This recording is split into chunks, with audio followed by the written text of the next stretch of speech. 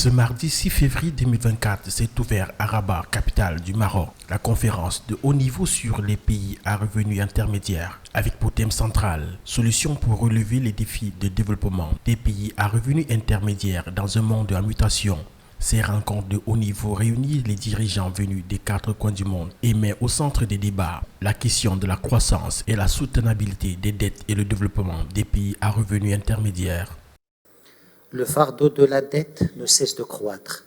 La pandémie, les conflits dans certaines parties du monde et les catastrophes climatiques ont durement frappé les économies.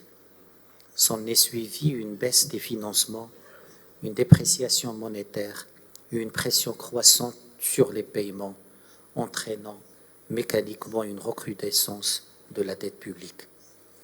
Tout cela avec pour objectif de mettre en lumière le potentiel des pays à revenus intermédiaires et de discuter des défis, y compris les lacunes de financement auxquelles ces pays sont confrontés dans la mise en œuvre de l'agenda 2030. La conférence de Rabat donne une opportunité supplémentaire d'approfondir le débat sur le soutien qu'apporte le système de développement des Nations Unies, les institutions régionales et internationales et autres partenaires de développement. Les écarts dans la coopération pour le développement se sont accentués, au moment où les pays à revenus intermédiaires ont plus que jamais besoin d'une attention particulière. De fait, une coopération soutenue est nécessaire pour renforcer l'investissement dans le développement durable et préserver la dynamique de développement qu'ils ont pu instaurer.